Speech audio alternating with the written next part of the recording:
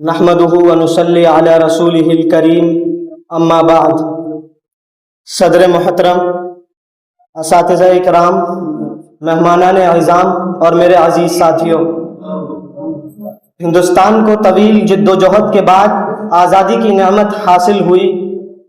آج کا دن تاریخ کا ایک باب نہیں بلکہ قربانی، ہمت، استقلال اور عظیم مقاصد کی ایک طویل داستان ہے۔ یہ وہ جد و جہد ہے جس میں ہزاروں لوگوں نے اپنا سب کچھ قربان کر دیا۔ یہ آزادی کوئی تحفہ نہیں بلکہ بے مثال قربانیوں کا نتیجہ ہے۔ اس آزادی کو حاصل کرنے کے لیے ہمارے اسلاف نے بے مثال قربانیاں پیش کیں، تحریکیں چلائیں، تختہ دار پر چڑھے، پھانسی کے پھندے چومے، قید و بند کی صعوبتیں برداشت کیں، تب کہیں جا کر یہ آزادی کی نعمت حاصل ہوئی۔ حضرات، انگریزوں نے اپنا اقتدار قائم رکھنے کے لیے طرح طرح کی چالیں چلیں، تدبیریں کیں، رشوتیں دیں، لالچ دیے، پھوٹ ڈالو اور حکومت کرو کے اصول پر پورا عمل کیا، فرقہ وارانہ اختلافات پیدا کیے، حقائق کو توڑ مروڑ کر پیش کیا، آپس میں غلط فہمیاں پھیلائیں، تاریخ کو مسخ کیا، ہندوستان کے معصوم باشندوں پر ظلم و ستم کے پہاڑ توڑے۔ ان سب مصائب و آلام کا سامنا کرتے ہوئے اہل وطن نے آزادی کی منزل پر پہنچ کر ہی دم لیا اور دنیا کو یہ پیغام سنایا، وہ سنگ گراں جو حائل ہے رستے سے ہٹا کر دم لیں گے، وہ سنگ گراں جو حائل ہے رستے سے ہٹا کر دم لیں گے، ہم راہ حق کے رہرو ہیں منزل پہ ہی جا کر دم لیں گے۔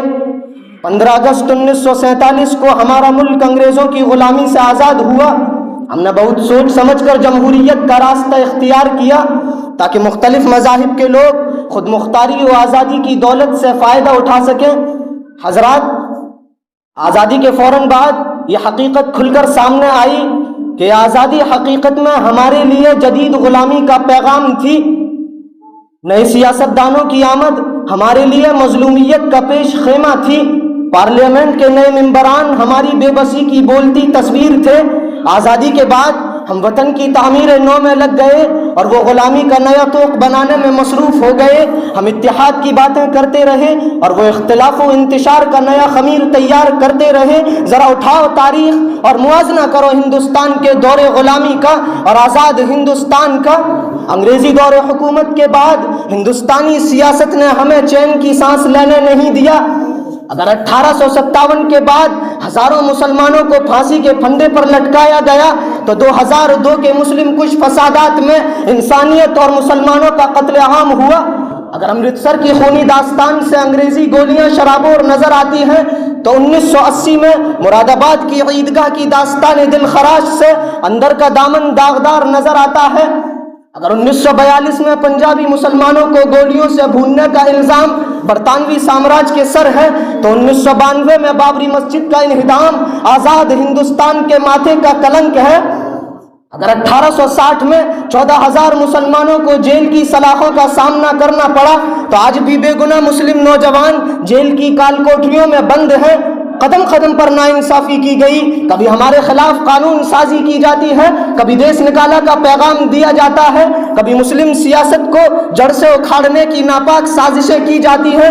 دن بدن یہ ظلم بڑھ رہا ہے۔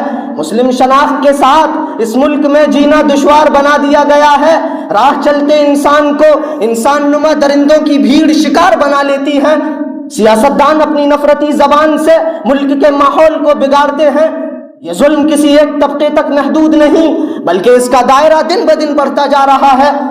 کبھی کسانوں کے خلاف قانون سازی کی جاتی ہے، فوجی نظام میں تبدیلی کی جاتی ہے، کبھی طلباء کی آواز کو دبایا جاتا ہے، کبھی قانون سے کھلواڑ کیا جاتا ہے، کبھی مخالف پارٹیوں کو توڑا جاتا ہے، کبھی اپوزیشن کی آواز کو دبایا جاتا ہے۔ یہ سب وہ ناانصافیاں ہیں جو آئے دن ہمارے اس وطن عزیز میں ہو رہی ہیں۔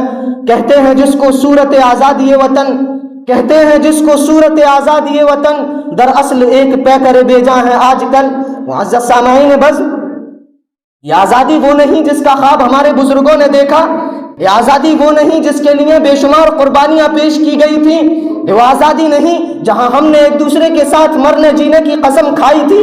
آج مسجد سے اٹھنے والی اذانوں کی آواز پر پہرے ہیں، آج مدارس کے شفاف نظام تعلیم کو شک کے دائرے میں لا کر کھڑا کر دیا گیا ہے، اوقاف کی زمینوں کو ہڑپنے کی کوششیں تکمیل کے مرحلے میں ہیں، شریعت اسلامی کے قوانین کی تشریح منمانی طریقے سے کی جا رہی ہے۔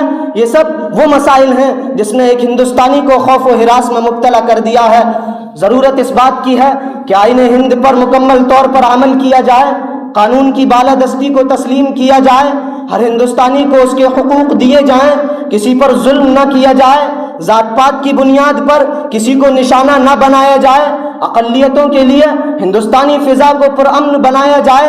اگر ایسا کیا جاتا ہے تو ہمارا ملک ترقی کرے گا اور ہر ایک کو آگے بڑھنے کا موقع ملے گا۔ آخر میں اس شعر کے ساتھ رخصت ہوتا ہوں۔ یا رنج و بلا کا خوف نہ کر یا نام نہ لے آزادی کا، یا رنج و بلا کا خوف نہ کر یا نام نہ لے آزادی کا، جب ولولے پرواز نہیں الزام نہ لے آزادی کا۔ وآخر دعوانا الحمدللہ رب العالمین۔